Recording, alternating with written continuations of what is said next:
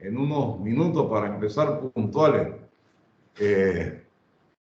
Yo sé que el selecto grupo, debe saber el profesor que este es un grupo muy selecto, de funcionarios de buen nivel, muy inquietos, y los de planta igualmente, también con mucha avidez. Y siempre yo les he comentado que hemos invitado a al ciclo de conferencias a destacados académicos, intelectuales, empresarios, exfuncionarios del Estado panameño, y con la idea de que vayan completando el proceso de formación y que puedan beber de esa fuente de conocimiento, que siempre es importante. Por lo que yo estoy conociéndolo a usted y hemos trabajado juntos, sé precisamente de su valor, de su capacidad, su inteligencia, su talento y su dedicación a la docencia. Es muy importante eso. Así que bienvenido nuevamente y vamos a esperar entonces que estén todos para comenzar con la conferencia del día de hoy, estimado profesor. Debo alertarte lo siguiente. El sábado que estuve en el Zoom del grupo de reflexión, se interrumpió varias veces la comunicación del Internet.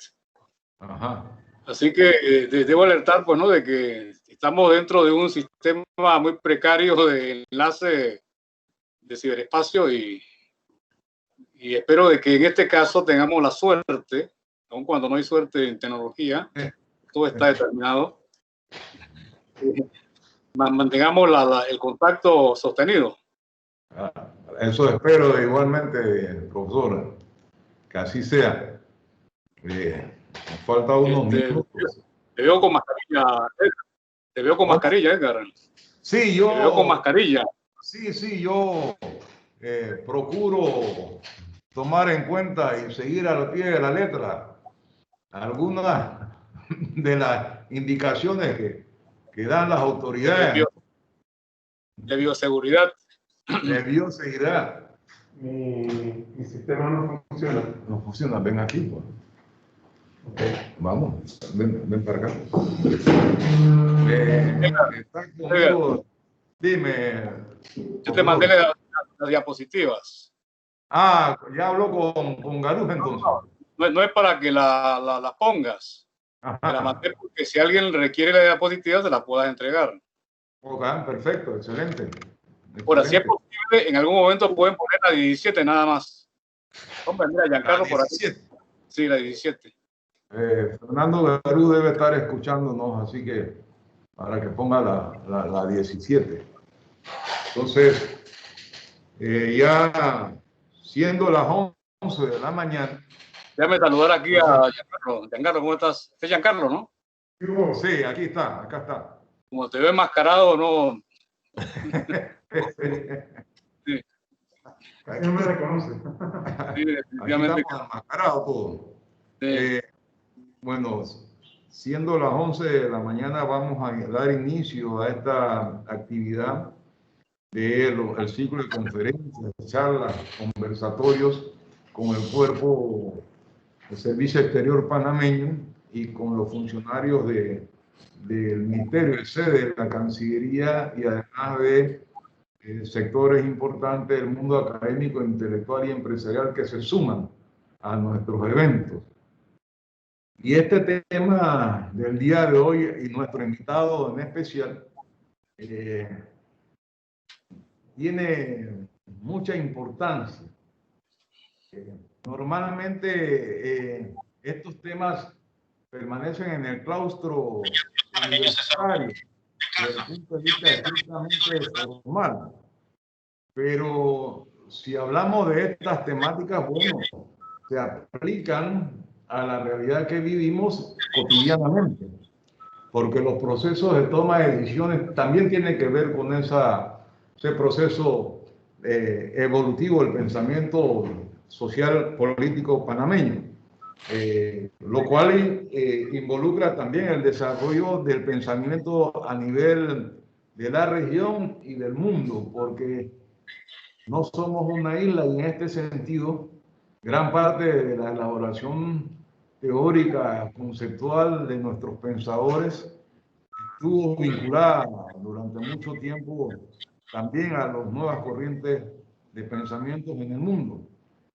Entonces, quiero darle la bienvenida nuevamente al profesor Enoc Adames Mayorga en el conocimiento de que tenemos ante nosotros a un gran académico intelectual consagrado a las ciencias sociales, a sociología propiamente, y con el convencimiento de que vamos a quedar deseosos de saber mucho más, y el servicio exterior nuestro y de planta deben conocer todo lo que es el proceso de la discusión de las grandes temáticas que contribuyen a ese pensamiento político y social, porque lo más seguro es que la gran mayoría de ustedes han recibido invitación para dictar conferencias en otras universidades de otros países, y siempre hay preguntas encaminadas en ese sentido.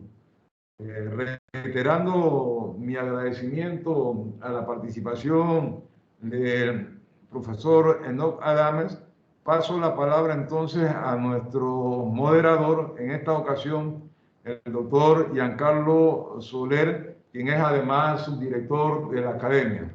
Giancarlo, tiene la palabra. Gracias a todos. Tengo un desperfecto técnico en mi computadora, así que me tuve que venir aquí a donde mi vecino para apoyar el esfuerzo.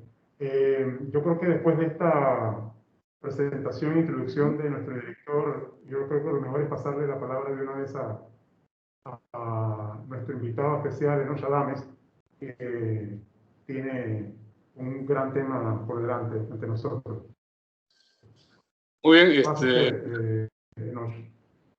muchas gracias a todos, a la Cancillería, al doctor Spence, a ti, Giancarlo, y bueno, los invitados que de alguna manera han destinado tiempo para oír esta que más que una intervención es una conversación sobre los grandes temas, las grandes temáticas que ordenan el pensamiento social y político panameño. Una prevención importante, lo que esta conversación no es. Es decir, esta conversación no es una presentación en detalle de temáticas, estructuras discursivas o categorías y conceptos en relación a diversos autores o intelectuales panameños. Tampoco es un recuento de anécdotas biográficas y tampoco es una definición de una antología sobre el pensamiento social y político.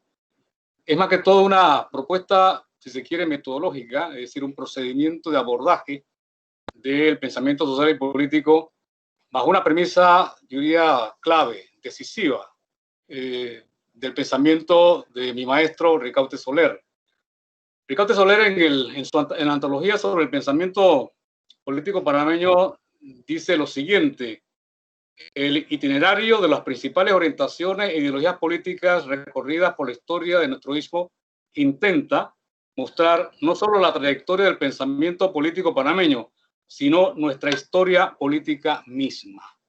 Esta es la clave que orienta esta propuesta metodológica de construir una cartografía, es decir, un conjunto de líneas, de trazos que articulen conceptos, categorías, temas y problemas y que puedan de alguna manera identificar grandes corrientes o avenidas de pensamiento y, por supuesto, autores emblemáticos que de alguna manera fueron el soporte de estas grandes problemáticas trabajadas desde la perspectiva de descifrar, de hacer viable un proyecto nacional social en este país. Sin duda, abordar la temática de los ejes problemáticos conceptuales y las categorías mediante la cual la intelectualidad panameña abordó temas cruciales a lo largo del Panamá republicano, es, según Soler, y asumimos esa directiva metodológica, dar cuenta también de la historia política panameña. Y esto es importante porque pareciera ser que en el día de hoy, frente a los grandes temas que agobian al país, no hay producción intelectual, aparentemente.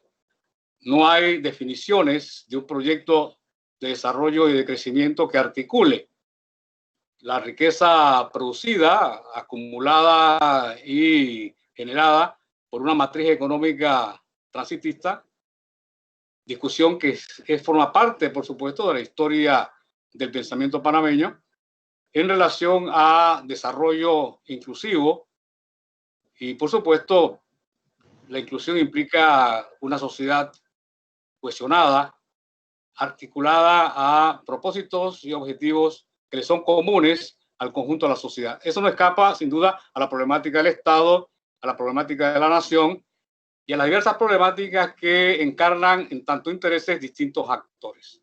Bien, dicho esto, es decir, dar cuenta de la historia del pensamiento social y político a partir de una cartografía que defina grandes líneas, grandes avenidas de encuentro y desencuentro en torno a problemáticas, temáticas o categorías, es también dar cuenta de la historia política panameña. Bien, lo segundo es por qué interesa, además de lo dicho, el pensamiento social y político. Interesa porque ella expresa una sensibilidad en un momento histórico, es decir, la producción intelectual expresa una manera de entender una realidad, es decir, es sensible a un conjunto de necesidades o deficiencias que nuestros intelectuales identifican, y hay sin duda una mediación de subjetividad de una forma particular mediante la cual se interioriza esa problemática y se da cuenta a manera de escritos o a manera de producción escrita, formas o modalidades de cómo abordar, cómo insertarse, cómo superar esa problemática que en tanto problema es siempre una eficiencia en el proceso de construcción estatal nacional de la República. El tercer elemento es que interesa porque nos permite identificar claves conceptuales o categoriales, mediante la cual se nutre, se armó y se desarrolló el pensamiento social y político. No hay tabula cero, es decir, no hay producción si no hay un antecedente teórico-metodológico previo. Nuestra intelectualidad se nutrió de distintas fuentes, de distintas tradiciones, y esas tradiciones estarán presentes en la manera mediante la cual se articula de manera creativa, por supuesto, esa forma de entender las grandes deficiencias que formaron parte y que forman parte todavía del proceso de construcción social estatal nacional. Y por último, una hegemonía discursiva. A lo largo de la historia del pensamiento intelectual y político hay hegemonías discursivas, hay temáticas que predominan o que dominan y se articulan a otras, subordinan a otras, son preeminentes en un momento histórico, pasan a ser subordinadas en otro, y esa hegemonía discursiva de alguna manera toca la sensibilidad, toca la subjetividad y de alguna manera es un ingrediente importante en la manera mediante la cual se articula una forma de pensamiento, una estructura discursiva y un conocimiento sobre la realidad panameña. No hay duda, por ejemplo, de que toda la problemática soleriana es la problemática de la nación panameña. Es decir, es hacer viable la nación panameña. Y esa es una sensibilidad que se expresa a partir de una gran deficiencia, un proceso de construcción estatal nacional no concluido, no realizado, y un esfuerzo teórico por darle viabilidad a ese proceso. Y en ese proceso Soler construye todo un andamiaje conceptual que de alguna manera se nutre de tradiciones y que intenta incidir de manera efectiva en actores sociales y políticos, en tanto, de alguna manera, ese planteamiento sirve de plataforma para procesos de construcción social político y estructuran plataformas programáticas también. El vínculo del intelectual con la clase, con el grupo, con la organización y por supuesto con el proyecto es también parte de una gran temática que está por develar en términos de esta cartografía que intentamos proponer. La hegemonía discursiva es importante porque por momentos la cuestión nacional fue preeminente. En otras coyunturas, en otros periodos, la cuestión social, vinculada a lo popular. Y en otro momento, la cuestión democrática institucional. Es decir, la cuestión democrática, la cuestión social popular y la cuestión estatal nacional y democrática fueron elementos que de alguna manera se articularon a esa gran, compleja y dinámica forma mediante la cual los intelectuales panameños, y cuando digo intelectuales panameños estoy hablando también de las intelectuales panameñas, no vamos ahora a hacer esta definición, pero estamos hablando de que hay también importante presencia femenina en la construcción de este gran discurso que de alguna manera habrá que desentrañar y que es múltiple, variable, diverso, que tiene distintos tonos, que tiene distintas voces y que forma parte de la manera mediante la cual se concibe o se concibió y se concebirá el proyecto estatal nacional. La sensibilidad dominante es importante porque cada periodo tiene una sensibilidad históricamente predominante, es decir, hay subjetividades que están condicionadas históricamente y que de alguna manera este sentir, pensar y obrar de los intelectuales, como diría Durkheim, está condicionado social históricamente. El intelectual de hoy siente, obra y piensa de manera distinta a la forma mediante la cual los intelectuales asumieron en la década del 40 o en la década del 50 o en la década del 60 o el 70 la manera de entender el proceso de construcción estatal nacional. Esto obliga, por supuesto, a hacer toda una revisión de las constantes históricas, pero también las inflexiones coyunturales que de alguna forma hicieron, digamos, variantes en el tono fundamental del estatal nacional no concluido, distintas formas de entenderlo. Y el pensamiento intelectual panameño tiene distintas formas de asumirlo. Hay pensamiento progresista y hay pensamiento no tan progresista que de alguna manera asumió este reto y construyó una imagen, no siempre en confluencia, no siempre en convergencia, pero sí a veces antagónicas en términos de intereses, clases o grupos. Y por último, la sensibilidad no solamente está en esa subjetividad, en esa forma de sentir, obrar y pensar que está históricamente situada y condicionada por estructuras sociales, sino que también hay mediaciones simbólicas que de alguna manera le dan contorno a esa sensibilidad, a esa subjetividad, y no hay duda de que el tema colonial en la Constitución Estatal Nacional fue decisivo en la forma mediante la cual la intelectualidad asumió este gran reto de hacer viable, de hacer comprensible, de hacer tenacidad ideológica y política en lo que refiere al proceso de afirmación, de construcción de ese proyecto que de alguna manera a veces es esquivo y a veces no siempre es claro en lo que refiere al Estado, la nación y la sociedad panameña.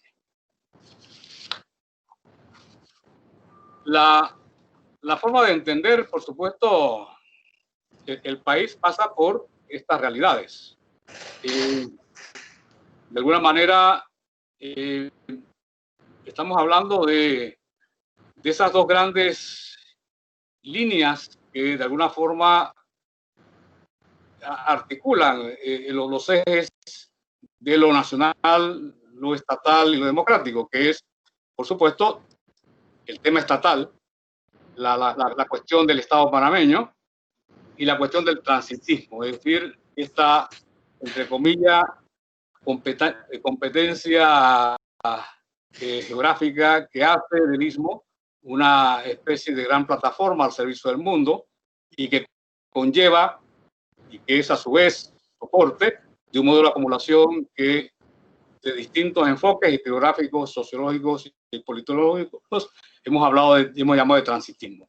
El transitismo no solamente como una determinada inserción en un momento de desarrollo del capitalismo y de división internacional del trabajo, sino también el transitismo como una forma, una modalidad de acumulación y de concentración de riqueza y de entender la integración social regional del país. En esa medida estamos hablando de los dos ejes muy importantes que definen necesidades y que construyen conciencia sobre la base de la eficiencia histórica, institucional y política, pero también con las implicaciones que eso implica de su superación. La hipótesis de trabajo que orienta este proceso es la siguiente, la voy a leer. Contextualizar ejes temáticos y concepciones de textos o discursos en su periodo o época de producción resultará insuficiente si no se organizan en la relación del individuo a las problemáticas de un grupo, clase o nación. El intelectual no gravita al margen de la sociedad y menos de los grupos, clases y colectivos de la cual forma parte. Hablamos de sensibilidad en un momento y hablamos de subjetividad vinculada a esa sensibilidad. Pero esa sensibilidad y esa subjetividad no es individual. Y aquí traigo un concepto muy habermasiano, que el doctor Spen lo conoce muy bien, que es el concepto de intersubjetividad. La intersubjetividad habermasiana implica, por supuesto, una colectividad.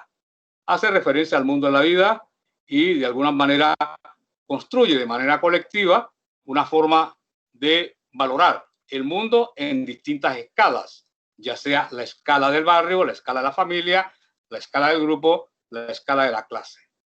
Pero las determinantes son las estructurales, obviamente, y la clase es un referente muy importante mediante la cual esa intersubjetividad, que de alguna manera implica una sensibilidad, una determinada sensibilidad, concurre en el individuo y este es, sin duda, siempre producto de su tiempo, pero también producto de una condición, de una situación histórica y en esa medida, para utilizar una frase muy conocida, el pensamiento siempre estará histórica y socialmente situado.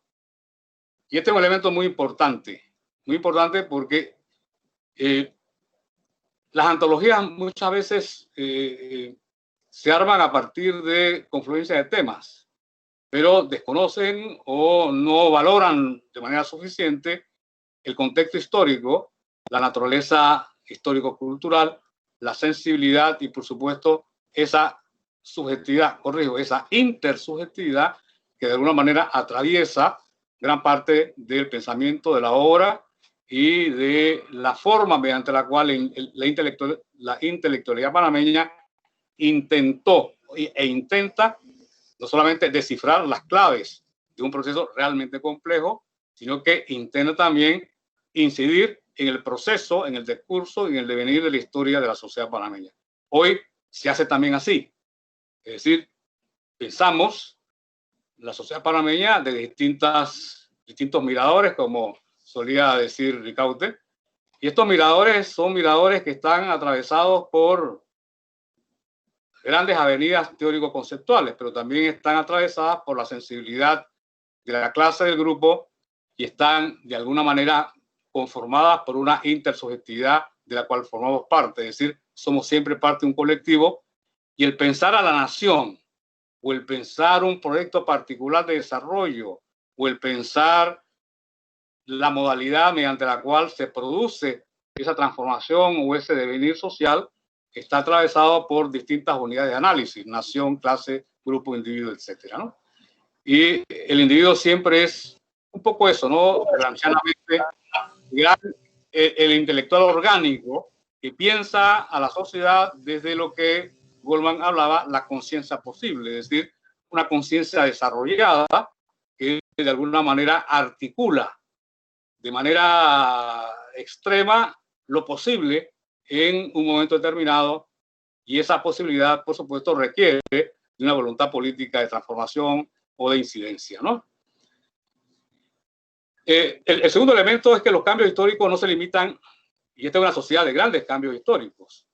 Es decir, tenemos grandes inflexiones a lo largo del tiempo, a lo largo de distintos momentos históricos de este devenir. Y estas inflexiones estarán de acuerdo, están atravesadas por el tema estatal nacional. Es decir, la inconclusa construcción del Estado Nacional, el tema de la soberanía, el tema de la integración territorial. Pero el Estado pensado en términos de relación de poder y en ese proyecto que significa que coincida la acumulación nacional con la orientación del Estado en función de la integración regional, no está al margen del problema de la institucionalidad. La institucionalidad fue oligárquica, restringida, oligárquica ampliada, ahora democrática, y esa institucionalidad fue, por supuesto, debatida, retada y cuestionada en distintos momentos. Es decir, no solamente por el carácter restringido que tenía nuestro presidencialismo oligárquico, un presidencialismo más ampliado, y por supuesto lo que implicó la inflexión de la invasión militar norteamericana y lo que se abre en términos de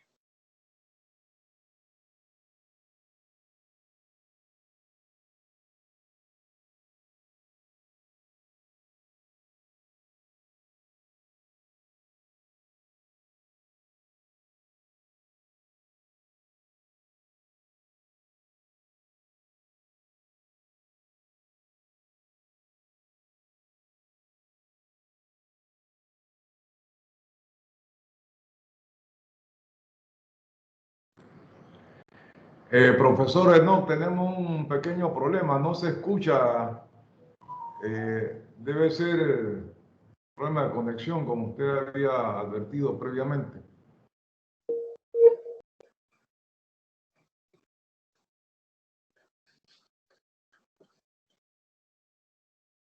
volvemos, ¿no? Sí, disculpen, es que yo no sé si son ustedes o soy yo, pero ya le advertí al doctor Spence que en esta área donde estoy hay una inestabilidad en el internet y pido disculpas por eso. No, hay que pedirle cuentas a quien tiene el soporte de esta tecnología.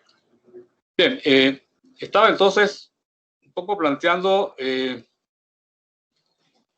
la conciencia social e histórica del país, que se expresa a través de nuestra intelectualidad, de distintas formas y diversas expresiones, ¿no? Decía que hay ciclos o inflexiones muy importantes que hacen ruptura y también continuidad. El tema estatal nacional tiene una gran transversal histórica a lo largo del Panamá republicano.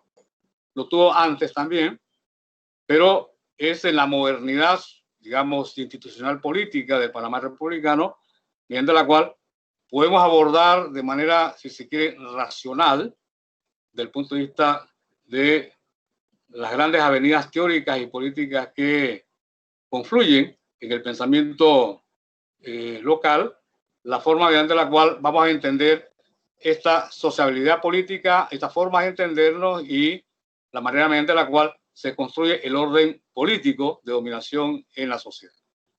No hay que olvidar que la democracia es un orden político de dominación, simplemente que tiene una institucionalidad que permite participación, representación y, bueno, un componente de democracia electoral que de alguna manera hace posible la alternancia.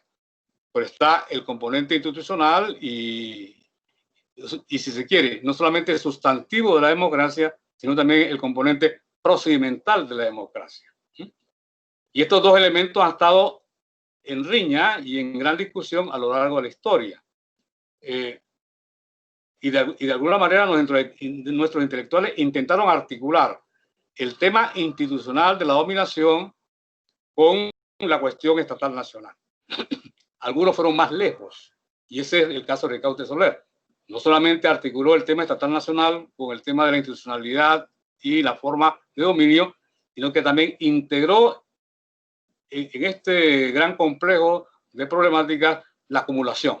Es decir, la relación entre nación y acumulación, el Estado como un gran articulador y el transitismo como una forma particular de acumulación, de generación de riqueza y de concentración de la misma, con un impacto decisivo que ha sido histórico, la propia desarticulación social regional del país, ¿no?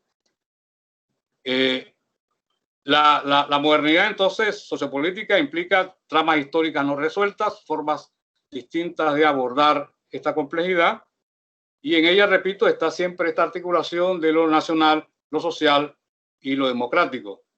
En la historia lo observamos de manera recurrente. La huelga inquilinaria del 25, que es una huelga eminentemente social, popular, desencadena a su vez un tema nacional. Es decir, de manera inexorable, el tema social deviene en una problemática nacional. No solamente porque hay una intervención pedida por Horacio Alfaro, que era el ministro, el canciller de Rodolfo Schiavi, sino porque de alguna manera pone en evidencia otra vez el carácter dependiente y colonial de la sociedad panameña. Igualmente, los temas democráticos, a su vez, desencadenan problemáticas sociales y tocan siempre la cuestión nacional. A lo largo de la historia, esos tres temas que tienen de alguna manera predominio coyuntural, ¿no?, están articulados. La tensión de uno provoca la tensión de otro y a su vez se articulan en una complejidad donde el tema nacional históricamente conecta con el tema democrático y el tema democrático conecta con el tema social popular, y esto es la manera mediante la cual nuestros intelectuales intentaron descifrar de qué manera esa compleja articulación podría de alguna manera construir identidades más o menos estables y políticas, pero al final fue la temática nacional estatal la que predominó. Y hay un elemento importante. A lo largo del panorama republicano, la problemática estatal nacional nunca cuestionó el tema del transitismo. Es decir, el transitismo no fue cuestionado nunca. ¿Estás ahí, Edgar? Sí, estoy aquí. Que de pronto se va. Decía que la problemática estatal nacional, la recuperación del territorio y la soberanía, en el marco del horizonte epocal de nuestros intelectuales, eso nunca cuestionó de manera seria y decisiva el transitismo. El transitismo quedó siempre atrás, porque el elemento prioritario, el elemento dominante era la cuestión estatal nacional y la integración territorial.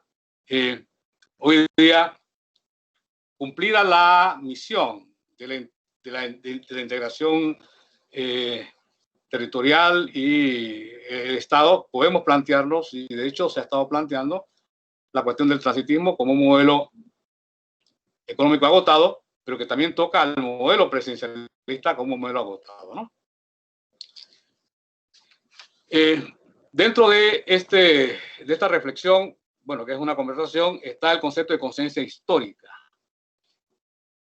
Hemos traído el concepto de conciencia histórica de Gadamer, un hermenéutico alemán, y voy a leer lo que Gadamer, lo puedo hacer de memoria, pero quiero que quede claro en el texto lo que Gadamer plantea de conciencia histórica. Dice: el privilegio del hombre moderno de tener plenamente conciencia de la historicidad.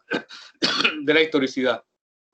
Tener un sentido histórico significa pensar expresamente en el horizonte histórico, que es coextensivo con la vida que vivimos y que hemos vivido. Esto último debe entenderse en una relación pasado-presente, ¿no? Es decir, conciencia histórica es tener un horizonte de movimiento, de dinámica social, política, institucional, esto lo agrego, pero siempre en la reflexión de un pasado y un presente que construyen un futuro. Estoy interpretando el concepto de conciencia histórica, dándole la profundidad que tiene para pensar a la intelectualidad panameña en esa línea. Conciencia histórica, entonces, es una reflexión de la historicidad del devenir en términos de esa articulación pasado, presente, futuro. Y en tanto la sociedad panameña en su despliegue histórico es también el despliegue de un mundo de significaciones, de un complejo de significaciones que tienen registros culturales, económicos, políticos, la conciencia histórica es el privilegio de poder captar el sentido correcto de ese complejo de significaciones que de alguna manera articularon y siguen articulando el devenir histórico, social y político del país.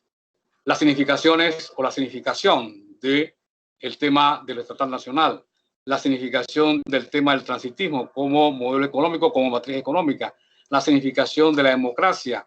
Y todas estas significaciones, por supuesto, tienen el registro histórico de ser cambiantes, no son estáticas ni están ahí escritas en piedra. En la década del 30 hay un cambio muy importante. El tema del presidencialismo restringido, que de alguna manera construye una forma extremadamente excluyente y reducida de participación política, da lugar a un presidencialismo oligárquico ampliado, que de alguna manera es el modelo agotado en la crisis del 68, ¿no? Y que da lugar, sin duda, al golpe militar. Pero ahí tenemos dos grandes inflexiones que producen un registro distinto en el significado que significa un orden político oligárquico que se articula a un presidencialismo limitado, posterior un presidencialismo ampliado, pero a su vez bastante restringido y como modelo de participación, representación o como orden de dominación política se agota con una crisis terrible. No solamente es la incapacidad de mantener una hegemonía política, cultural e intelectual, sino también es la crisis de la clase dominante en su incapacidad de llegar a un acuerdo claro en términos de este orden de dominación, pero a su vez retada de manera muy seria, que viene de los años 50 por un movimiento popular que escala en intensidad, escala en acumulación y escala en demandas. El modelo queda sobrepasado no solamente por la crisis interna de la clase dominante, sino por una sociedad, que está escalando en demandas, en intereses y en una pluralidad, por supuesto, de actores que retan día a día este modelo. Las significaciones, de alguna manera, son registradas por esta intelectualidad y escriben en su momento, un momento que nos permite, por supuesto, reconstruir la historia política de este país. Que no se diga que este país no tiene una compleja historia política, la tiene. Y es acercándonos a nuestros intelectuales mediante la cual podemos descifrar, sin duda, esa complejidad. La cartografía, entonces, que es este entramado de líneas, esta red de grandes avenidas y corrientes de pensamiento que convergen en algunos momentos, en otros no, y que forman parte o que producen un registro de multiplicidad y diversidad, es una estrategia metodológica para rehacer esta historia política desde la perspectiva que hemos venido desarrollando a lo largo de todos estos minutos, ¿no? Yo había pensado en abordar esto con una diapositiva, pero prefería al final hacerlo a capela y voy a identificar los 6 grandes ejes que de alguna manera constituyen los ejes temáticos fundamentales de la cartografía. Cuestión nacional, Estado y colonialismo es una. Democracia política y ruptura institucional es la segunda. Dependencia económica y estilo de desarrollo es la tercera. Identidad y cultura es la cuarta. Derechos humanos y desigualdad es la quinta. Ambiente y sociedad es la sexta. Ahora, esto no se diferenciaría mayormente de, qué sé yo, de una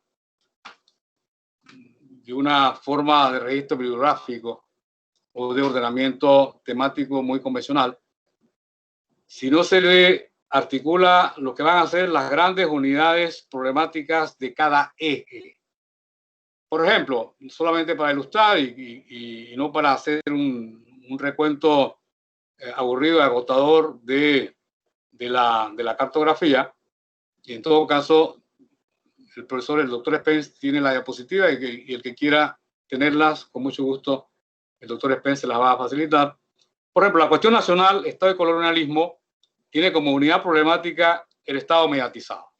Es decir, una cosa es el eje temático y otra cosa es la unidad problemática. Y la unidad problemática, que es el Estado mediatizado, tiene a su vez dinámicas dominantes. En ella hay 5 dinámicas. Nación versus oligarquía, que es la gran temática histórica intelectual del maestro Soler.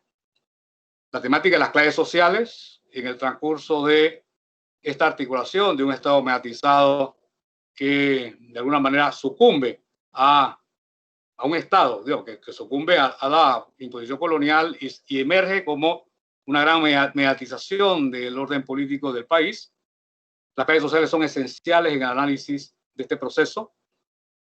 Conflicto de luchas sociales y 2 grandes inflexiones muy importantes que cronológicamente son parteaguas en un proceso doloroso y complejo, que es el 9 de enero del 64 y el 20 de diciembre de 1989. Entonces, aquí, por supuesto, hay distintas formas de conflicto. Colonialismo, el neocolonialismo, movimiento popular, soberanía nacional, y acá habrán un conjunto de autores, de intelectuales, que de alguna manera trabajaron esta temática en la complejidad o en la dimensionalidad que el eje temático está planteando. Por lo tanto, cuestión nacional, Estado y colonialismo implica una referencia a la problemática del Estado, implica una dinámica dominante de hilos conductores o de líneas de trabajo en torno a nación o oligarquía, clases sociales, etc. Y aquí debe haber, sin duda, debe ser importante la reflexión que nuestros intelectuales hicieron de la problemática nacional o de la nación como problemática, ¿no? A la luz de qué corriente de pensamiento. Hoy día yo podía perfectamente plantear que la nación es el referente del Estado, o pensar al Estado como el componente específicamente político de la dominación, que tiene 2 componentes: la ciudadanía como su fundamento y la nación como su referente. Pero esta es una forma particular de entender la problemática del Estado. Y en ella la forma mediante la cual se articulan las clases sociales. Sin embargo, no todos nuestros intelectuales entendieron la problemática del Estado y la problemática de la nación de la misma forma, porque de alguna manera estaban atravesados por, bueno, es una forma metafórica de decir que estaban incididos, influenciados por distintas tradiciones, ¿no? Distintas tradiciones que hicieron opaco el tema estatal o sobredimensionaron el problema nacional.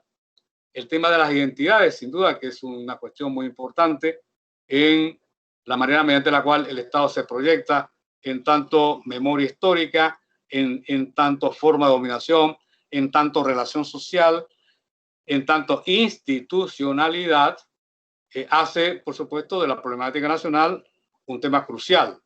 Una nación o varias naciones. Y en ella, sin duda, el tema democrático como un tema sustantivo. Hay un segundo eje, que es democracia política y ruptura institucional.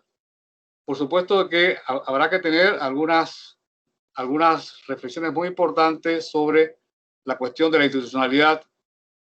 Aquí, bueno, abro un poco el paréntesis para repensar el tema democrático hoy día. No siempre fue así en el ayer republicano, donde el tema democrático tiene, sin duda, la dimensión electoral, pero tiene la dimensión sustantiva de los valores emancipatorios y tiene la dimensión procedimental. Dicho de forma sucinta, no toda institucionalidad sirve a los valores sustantivos de la democracia. Y ese es el gran debate que tenemos hoy. Pero ese debate no se tuvo de la misma forma ayer. Ayer el tema de la democracia era un tema que pasaba por el reconocimiento de algunos actores en términos de su presencia electoral. Estaba la construcción de la ciudadanía jurídico-política. Hoy asumimos que la ciudadanía jurídico-política está, bueno, por lo menos construida conceptualmente en nuestra Constitución. Hay otras ciudadanías que de alguna manera se abren en términos de derechos de segunda, tercera, cuarta, quinta generación, Y esa es parte del devenir histórico de la manera mediante la cual hoy tenemos que enfrentar la problemática de la construcción estatal nacional en términos de un régimen democrático, en el sentido que lo plantea Elías Díaz. No un Estado con derechos, sino un Estado de derecho. Y el Estado de derecho implica una forma distinta de entender la problemática estatal nacional. Entender la complejidad democrática y, por supuesto, entender la diversidad. Y en ella la problemática de las clases sociales será una problemática que no puede ser soslayada en la medida en que las clases sociales, de alguna manera, obligan a pensar a la sociedad panameña en términos también de intereses económicos, ¿no? Bueno, yo quería llegar aquí para asumir algún tipo de duda. Ya estoy hablando cerca de 45 minutos, podría hablar más, pero no sería una conversación, sería un monólogo, ¿no? Doctor Spence. Muchas gracias, Enoch. En este momento le abrimos el espacio para preguntas que le quieren hacer al expositor. Les pido, por favor, me las ponen por aquí, por el texto. Me adelanto con una pregunta particular sobre el quehacer global e internacional. ¿Cómo ves tú el desarrollo del pensamiento político panameño sobre los temas internacionales en ese esquema que nos has presentado?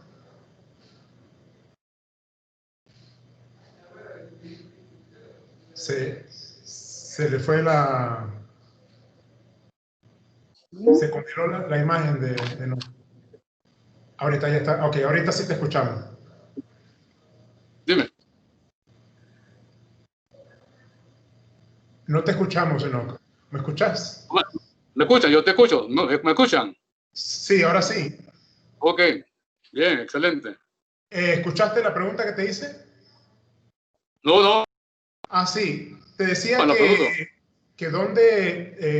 ¿cómo ves en el esquema que nos ha presentado, cómo le darías espacio al pensamiento y teorización sobre temas internacionales? O sea que esta mañana me hice esa pregunta. Ajá. Cuando conecté con la categoría dije, hombre, este tema de alguna manera va a ser planteado. Oye, gracias por plantearlo. Mira, el tema internacional puede ser el eje, digamos, temático, geopolítica o relaciones internacionales. Puede ser tratado de manera específica, pero puede ser tratado también en el marco de dependencia, economía y estilo de desarrollo.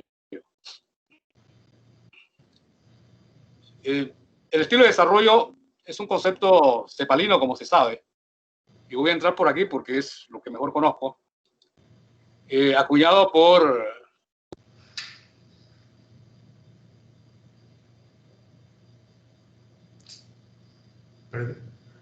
Perdimos nuevamente la imagen y sonido de Enoch.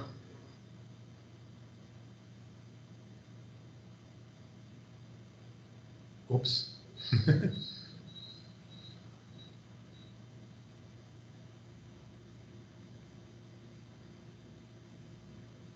¿Qué hacemos, director? Señor moderador, esperemos unos minutos, esto se va a resolver, ¿no? Muy bien. Vamos a dar confianza de que se pueda arreglar esto, la tecnología, ¿no? Ahí está. Sí, decía que el concepto de estilo de desarrollo, que forma parte de un eje temático, problemático e importante, permite entender la dialéctica. Este es un código del siglo XX. La dialéctica entre la voluntad política y la acción social, en lo que refiere a proyectos de sociedad y inserción internacional de este proyecto, ¿no? Es decir, cualquier concepción estatal nacional de desarrollo y de crecimiento no puede eludir la problemática internacional en lo que se refiere a geopolítica. Digo geopolítica porque es quizá el concepto que nos permite un poco entender la complejidad de las relaciones interestatales, porque al final de eso estamos hablando. El multilateralismo es una articulación interestatal, de acuerdo de que hay otros actores internacionales muy importantes, pero todo el escenario que se abre posterior a la Segunda Guerra Mundial, en lo que hoy conocemos como Naciones Unidas, es la articulación básicamente de Estados, ¿no? Estados que llegan a acuerdos, consensos, compromisos, etc. Los distintos estilos de desarrollo, de alguna manera, piensan la problemática estatal nacional en términos de crecimiento, acumulación de desarrollo, de manera distinta, en tanto voluntad política, en tanto diversidad de acción social, institucional. Y, por supuesto, formas diferentes de entender su inserción a nivel internacional. Esta es quizás una forma de abordar la cuestión internacional. Debo entender que no conozco mayormente el tema. Todo lo que sé, lo sé por mi amistad con el doctor Spence. Pero, sin duda, el tema internacional tiene una especificidad. Es decir, por eso hay una disciplina que se llama Relaciones Internacionales. Sin embargo, en la perspectiva de la construcción de un pensamiento intelectual que articule Estado-nación y mundo internacional, no hay duda de que la relación internacional tiene que ser vista desde la perspectiva, no solamente en su lógica o en su dinámica que le es propia, porque hay una lógica inherente al sistema internacional, sino que también hay una lógica de inserción o de la forma mediante la cual se interpreta, se asume, aun cuando hay ciertas dogmas en el conjunto del sistema, hay también procesos de resignificación, si se quiere, o de formas de asumir estos compromisos en la gestión particular de los intereses nacionales, ¿no? ¿Cuáles son los intereses nacionales en este momento? En la perspectiva, ¿aló? Sí, escuchamos bien. En la perspectiva de una geopolítica o de relaciones internacionales. Yo creo que ese es un tema a debatir.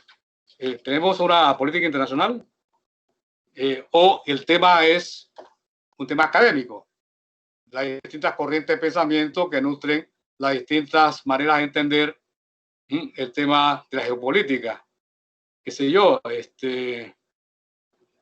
el tema del poder, ¿no? Que es una de las clásicas formas mediante la cual se asume la problemática internacional. Pero, sin duda, yo creo que merece un debate este asunto de las relaciones internacionales. No sé si lo planteaste como relaciones internacionales o lo planteaste como geopolítica. Para identificar la compleja forma o modalidad mediante la cual la intelectualidad panameña construyó una manera de entender el país en el consorcio internacional. Y hay, sin duda, una constante histórica. No solamente es una ideología, es una forma de asumir el papel, es decir, no solamente una ideología de acumulación y de crecimiento, de cómo entender la generación de riqueza, sino también es una forma de entender el papel que Panamá tiene en el consorcio internacional. El transitismo es esa gran línea de fuerza que atraviesa aparentemente la forma mediante la cual se ha entendido, se entiende hoy día las relaciones bilaterales y las relaciones multilaterales desde la perspectiva de las relaciones internacionales o de la geopolítica panameña. No veo otra forma, o si hay otra forma distinta de entender al margen del transitismo en la complejidad, y vuelvo a insistir, la complejidad que implica el concepto de transitismo, ¿no? Es decir, no solamente es el tránsito de mercancías, bienes y recursos humanos, es toda una ideología y una forma de configurar una relación económica de acumulación, pero también es una forma de dominación político-institucional. Muy bien. Aquí nos están llegando otras preguntas, te las voy a ir leyendo. Sí. Tengo una pregunta de Nadia Montenegro, que Ajá. ¿por qué no se estudia más el pensamiento panameño en las aulas de clase panameñas? ¿Y cómo podemos avanzar hacia un nuevo pensamiento político panameño en el marco geopolítico actual? Bien, no, yo creo que en la aula, en la academia, sí se estudia. No hay duda de que en la Facultad de Derecho, yo tengo años de sociología y sociología jurídica en la Facultad de Derecho, también por muchos años de teoría sociológica y sociedad política en sociología en la Facultad de Humanidades. Y de alguna manera el pensamiento social y político ha estado presente. Quizás muy focalizado en las grandes figuras emblemáticas, ¿no?, de este pensamiento. No hay duda de que la figura de Ricaurte Soler es la portentosa figura que emerge como el gran pensamiento del Panamá republicano, de ese Panamá inconcluso en muchas tareas, y todo el esfuerzo que él hizo para hacer viable la construcción de la nación y el Estado. Pero también está el pensamiento, bueno, hay varios pensamientos que no quiero en este momento poner a hacer distinciones, pero sí hay una complejidad de pensamiento que se expresó de forma diversa. La segunda pregunta, ¿cuál era? Dice Nadia, ella se refería más bien a las aulas escolares, no a las universitarias. Bueno, yo creo que hay una concepción, sin duda, la educación estuvo y está articulada fuertemente por una condición de mercado, es decir, reducir o simplificar la formación en términos de competencias instrumentales demandadas por la lógica de mercado,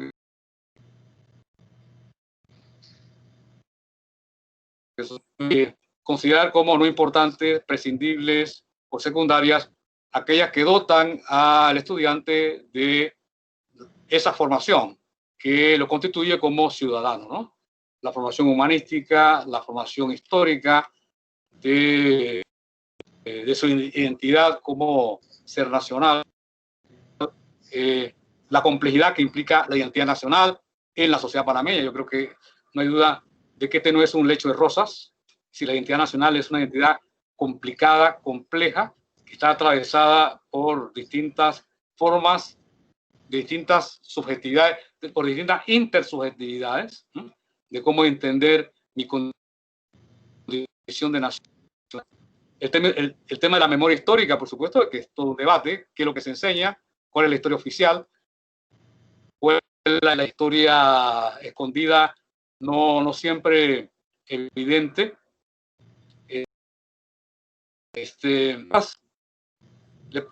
Ricaurte Soler le publicó a Alexander Cuevas en la década de los 60 un trabajo sobre la huelga inclinada del 25.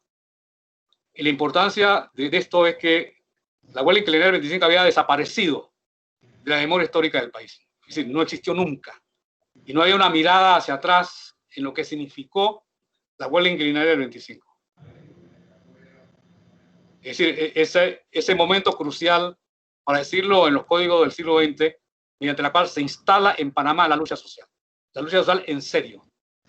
Y esa lucha social tiene, por supuesto, actores, pero tiene un reto muy importante. Retó al Estado oligárquico restringido en ese momento, y eso produce un llamado a la invasión. Es decir, como decía, la oligarquía panameña llama a quien tutela esta democracia y este Estado para que ponga orden. Ahí hay, sin duda, toda una complejidad de elementos. Pero fue una historia escondida, fue una historia que fue diluida en el tiempo de manera interesada, no formó parte nunca del registro de los libros de texto, y es Ricaurte quien, a través de tareas le publica a Alexander Cuevas esto. Y vuelve otra vez, desde el pasado a través de un texto, las implicaciones de la huelga inclinaria y lo que eso significó en la lucha social del país. Y recuerden de que esa lucha social devino inmediatamente en una lucha nacional. Se puso en cuestión, como todas las cosas en este país que están interconectadas, el tema social inclinario devino en el tema democrático y devino en el tema estatal nacional, en el tema de soberanía. Por supuesto de que de alguna manera estamos hablando de una forma mediante la cual se entiende al Estado como memoria histórica. Y la memoria histórica es una memoria que ha sido administrada, ha sido reducida, ha sido simplificada.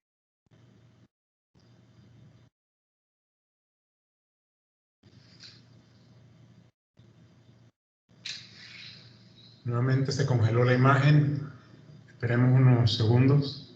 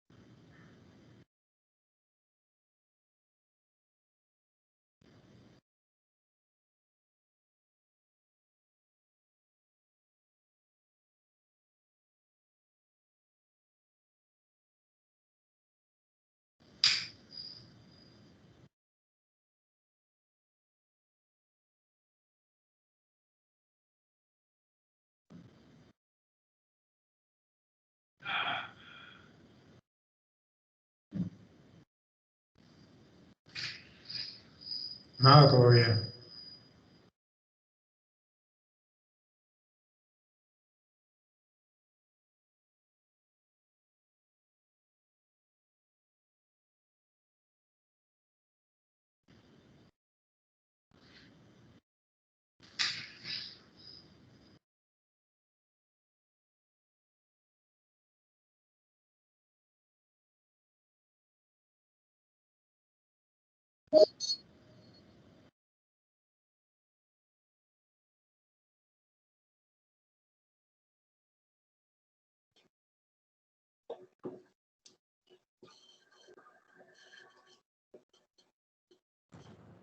Vamos a esperar, señor moderador, unos minutos más, por favor. El doctor Enoch está tratando de resolverlo. Ojalá se haga con prontitud, porque las conferencias y las preguntas han sido excelentes. Gracias por esperarnos. Aquí le tengo otras preguntas. Luz Divina Redondo quiere preguntarle cómo conceptúa usted la inclusión social, especialmente la de género, en el pensamiento político panameño. Decisivo, no hay duda. Forma parte de un eje temático muy importante en el tema de los derechos humanos. Y claro, ahí está el tema de diferenciación, participación e inclusión. No conlleva en términos de opresión, exclusión y patriarcado. Yo creo que en ese sentido definitivamente es un eje temático a construir. ¿Me están oyendo? Sí. Sí, perfectamente. Es un eje temático no a construir. Yo creo que nuestras feministas han creado ya quizás una matriz básica de reflexión teórica y conceptual sobre el tema de género, que es distinto al tema del feminismo. Sin embargo, yo creo que hay temas que pueden ser revisados y redefinidos o resignificados, ¿no? No hay duda que hay un paso ya dado por un sector de nuestra intelectualidad femenina en torno a este asunto. Pero sin duda, es decir, yo creo que como eje del pensamiento social y político es la cuestión de género, la cuestión de la inclusión, el patriarcado como categoría analítica muy importante y en ella el tema de la exclusión y la opresión, definitivamente. Sí, no hay duda, está dentro de la cartografía que yo, bueno, estoy un poco elaborando, ¿no? Sí. Muy bien. Tengo también una pregunta de Roberto Cerrut. ¿Qué considera usted? Creo que lo que quiere preguntar es ¿a qué se debe que el pensamiento político panameño, así como lo usted ha expresado aquí, no se refleje en los medios de comunicación modernos, tales como las redes sociales?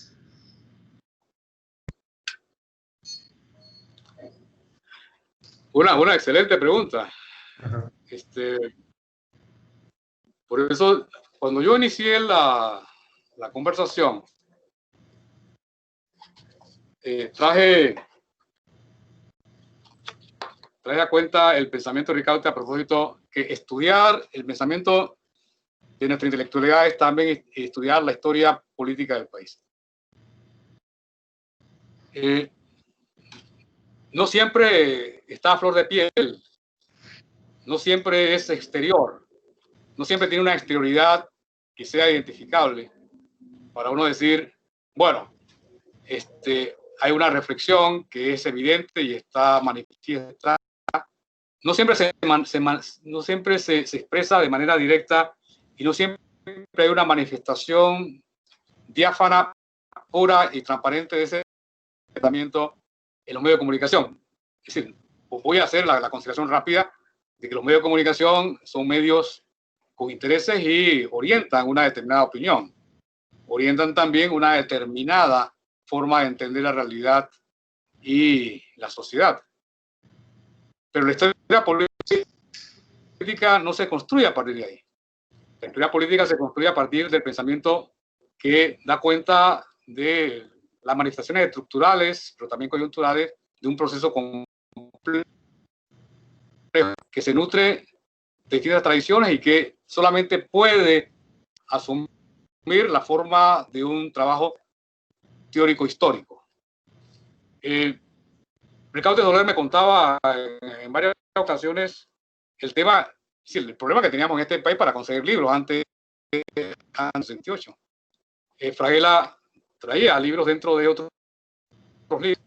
La importación de libros le permitía a él, en la librería cultural, traer libros que aquí estaban prohibidos. Y eso nos da una idea de cómo antes del 68 la intelectualidad panameña tenía que debatirse para poder nutrirse en términos de los grandes referentes teóricos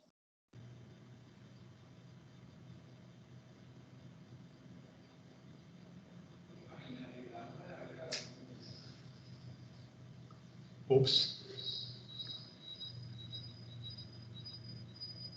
Te perdimos de nuevo, ¿no?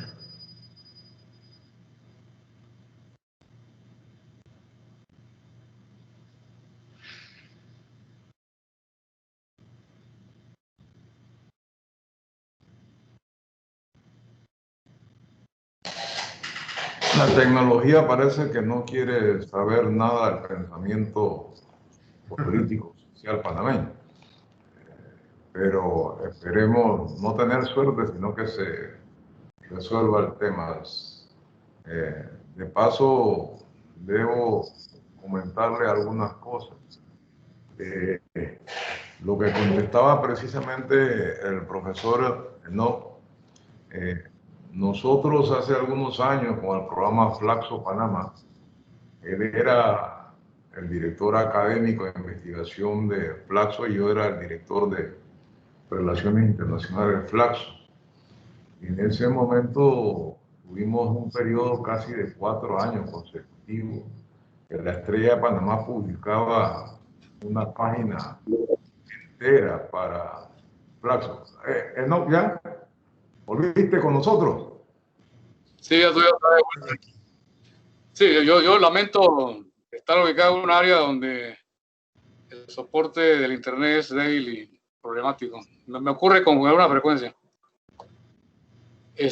Algo se me preguntaba a propósito de por qué los medios de comunicación. Bueno, yo creo que decía que sí. Yo coordino con Gerardo Maloni, el profesor Gerardo Maloni, una página que es Pensamiento Social en la Estrella de Panamá. Pero es el producto de una concepción que ese diario tiene en este momento en lo que refiere a la pluralidad o al pluralismo político-ideológico. Hay otros periódicos que no tienen esa apertura y son muy sectarios ideológicamente y políticamente. Es decir, solamente aceptan aquellos que se encuadran dentro de una matriz de visión y de concepción de la sociedad panameña. Pero el tema de los medios de comunicación no necesariamente es un indicador o un reflejo de la manera mediante la cual la intelectualidad produce. Creo que hay que irse a los textos, a las revistas, a los libros que se producen, tanto en la academia como en otros ámbitos, para dar cuenta del tema ambiental, para dar cuenta del tema de género, para dar cuenta del tema de la institucionalidad política, el tema de democracia, el tema estatal. Por ejemplo, hay un elemento que llama la atención. Cuando en este país un sector de la intelectualidad habla de democracia, habla de la democracia panameña sin hacer referencia a que es un régimen presidencialista. Y dos, un sesgo institucionalista como corriente de pensamiento que no involucra en el análisis la problemática del Estado. Es decir, no se puede entender la problemática institucional, el régimen político, la forma de gobierno, como quieran llamarla, sin dar cuenta de la problemática estatal. ¿Están ahí? Sí. Sí. De la problemática estatal. Entonces, claro, hay formas de entender el tema de la democracia naturalizada en este presidencialismo concentrador y excluyente que tenemos, modelo agotado de participación y representación política. Pero lo peor es que cuando se aborda el análisis, cuando se problematiza la democracia panameña, se le problematiza básicamente en función de algunas fallas localizadas, algunos enclaves autoritarios o no participativos, pero no se le analiza en el conjunto. Es decir, como un sistema político, como una forma de gobierno o como un régimen que está articulado a la problemática del Estado. Yo no puedo, por lo menos en la corriente que puedo representar en este momento, estudiar la problemática de la política exterior panameña en tanto gobierno, si no involucro la problemática del Estado. Y la problemática del Estado es esencial para poder entender las modalidades de los gobiernos y las distintas inflexiones o formas mediante la cual la administración del gobierno en tanto dirección administrativa política entiende la forma de inserción internacional. Eso está en lo último explicado por un Estado que tiene determinadas características. El tema de la eficiencia institucional no es un tema de gobierno, es un tema de Estado. Es decir, hay temas de Estado que están implicados y que no siempre se asumen como elementos esenciales en la forma de entender o explicar el país. Esto es importante porque son formas distintas de abordar la problemática democrática del país. Son formas diferentes de abordar la problemática.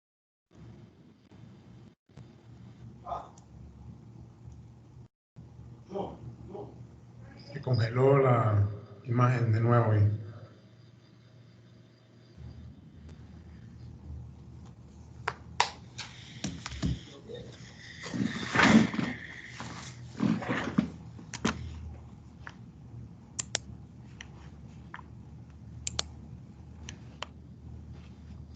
Esperamos otros segundos más.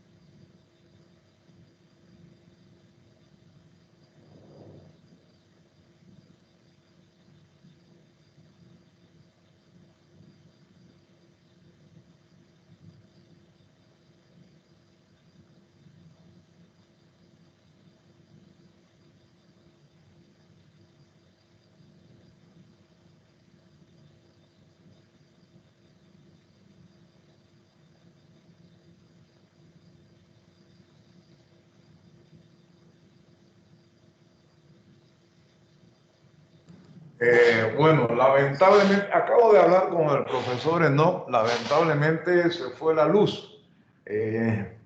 Donde él reside, donde está ubicada su residencia, en el área, la urbanización, se fue la luz y lamentablemente no se va a volver a conectar.